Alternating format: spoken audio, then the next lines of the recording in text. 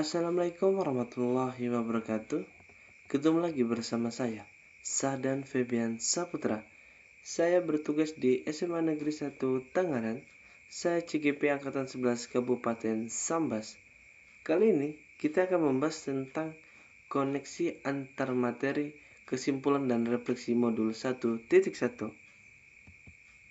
Adapun kesimpulan dan penjelasan mengenai pemikiran-pemikiran Ki Hajar Dewantara.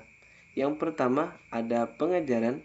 Pengajaran adalah bagian penting dalam proses pembelajaran. Pengajaran merujuk pada aktivitas pendidik dalam menyampaikan materi pelajaran kepada para peserta didik.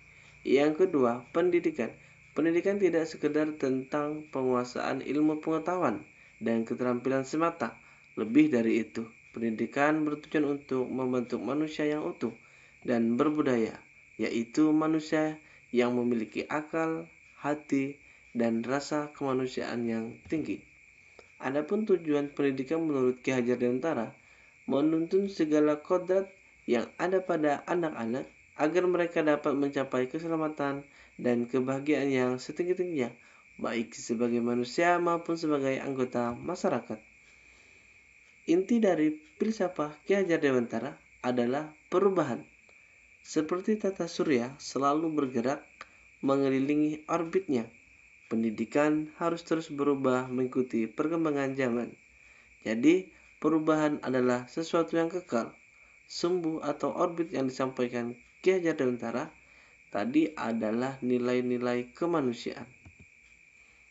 Ki Hajar Dewantara mengibaratkan guru layaknya sebagai petani yang merawat benih-benih dengan sepenuh hati, memperlakukannya sesuai dengan kodratnya masing-masing.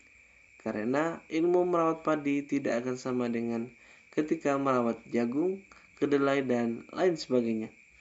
Pendidikan adalah bagian dari kebudayaan. Dua hal ini adalah satu kesatuan. Pekerjaan di bidang pendidikan adalah pekerjaan membentuk peradaban bangsa. Pendidikan budi pekerti menurut Ki Hajar Dewantara.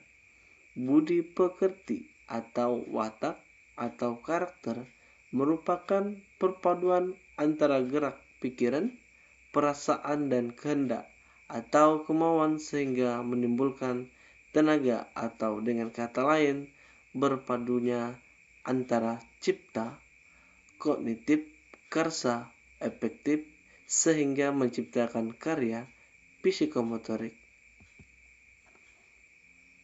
Yang pertama, apa yang Anda pelajari tentang murid dan pembelajaran di kelas sebelum Anda mempelajari modul 1.1.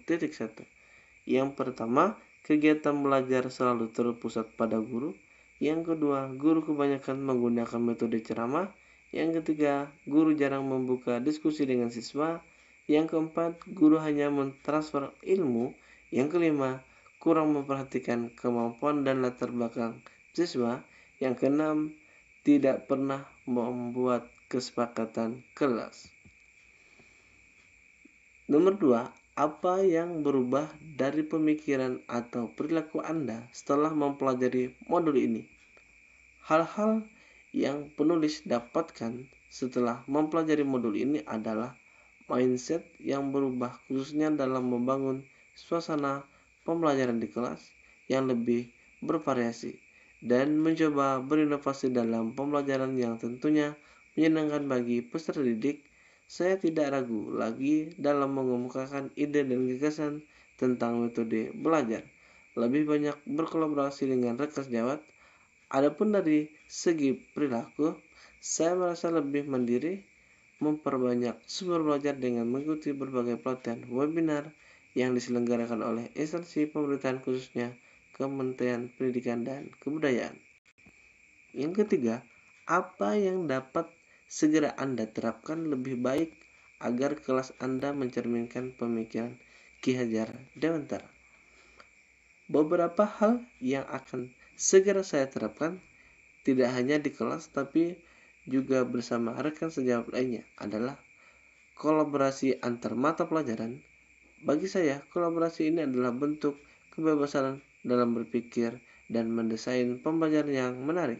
Selain itu, pemetaan bakat, minat, potensi peserta didik akan sangat membantu untuk menentukan diferensiasi dalam pembelajaran, mulai dari proses, produk maupun konten.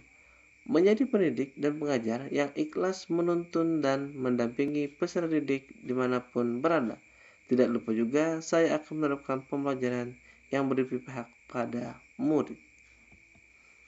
Sekian pembahasan kita kali ini. Terima kasih.